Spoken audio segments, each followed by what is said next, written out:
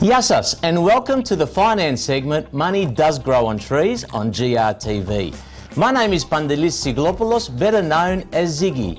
This is a new segment on GRTV aimed at delivering three things.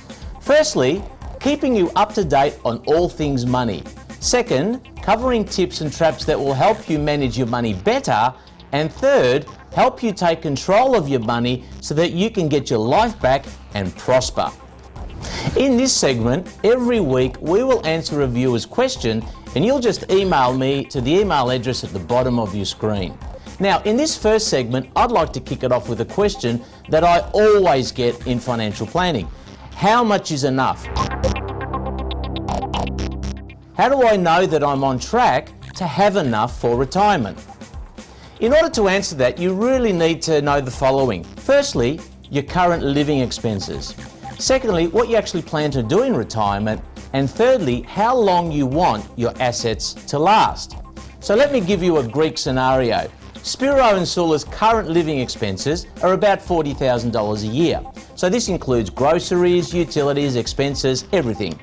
So Spiro and Sula, they're also planning on having a holiday, a decent one, every couple of years. So let's allow about $10,000. That gives us a total of $50,000 a year. Remember, that's after tax money.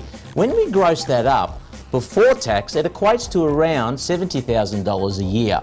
Now, in order to deliver that sort of income from passive investments, you're going to need, or Spiro and Sula in this case, are going to need $1.4 million in net assets. Remember, that's excluding their home, and that's assuming all debts are paid off and the children are off their hands.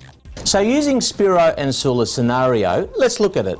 If they've got a house worth $750,000, but they've got a debt of $200,000 on it, if they've got a property worth $500,000 with a $400,000 debt and might have some super at $150,000, when we take all that into account, remember we're trying to calculate the net investment figure here.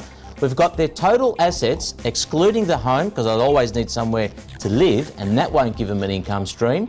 The total assets are at $650,000, but the total debt, because I still need to pay off their home, is at $600,000. So from a net asset perspective, they've only got $50,000 in net assets. Now, while that doesn't sound like a lot, the beauty is they've got a good platform in the equity they have in their home to be able to really generate some good strategies to help them get to that 1.4 million. Now, whilst that may sound complicated and hard to do, it's actually quite easy. You can put together some great strategies for your situation in order to achieve your millions. We'd love to hear from you, so why don't you contact us on the email below and we will cover your question on the show. You may email us from anywhere in the world. I'm Ziggy, and remember, money does grow on trees. Yassas.